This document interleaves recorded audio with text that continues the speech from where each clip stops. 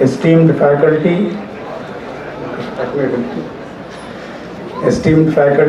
distinguished guests, and my dear students.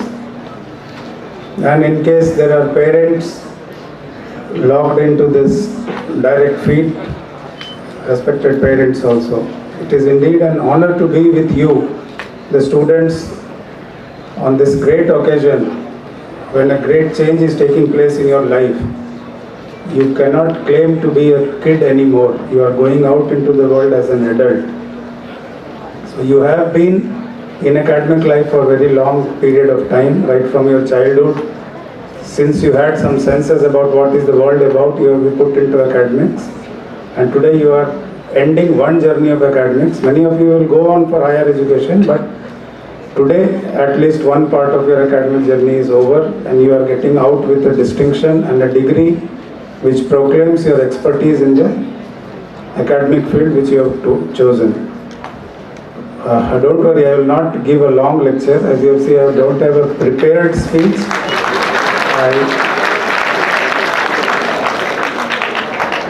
I was in your seat almost 31 years ago. I passed out in 1989. My convocation address was in 1990.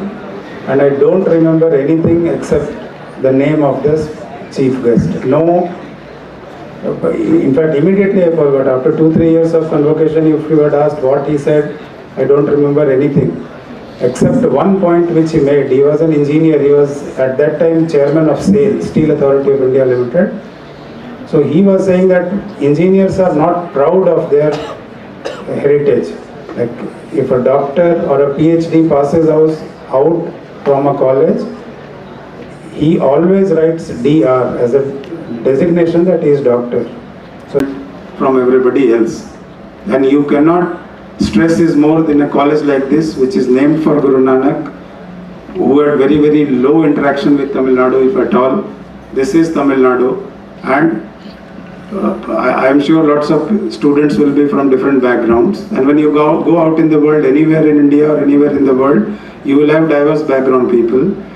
So try to think, if you have a dispute with anybody, try to think from that person's point of view. You will sometimes realize that both of you are talking different things, but both of you are partly correct. Sometimes both of you will be totally correct, but still the view will be different about the same thing. So that you have to do, important, and have a pride in your heritage. Being an Indian is not a bad thing in the world anymore.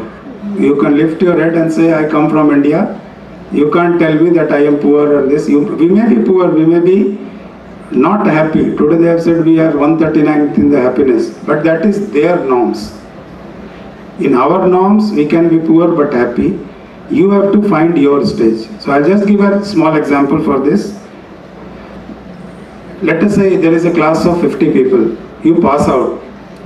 End of the after 5 years, you get together through WhatsApp or something, and then you find 50 of you will be at a different stage of your life. All your salaries will be different, all your earnings will be different, all your income will be different.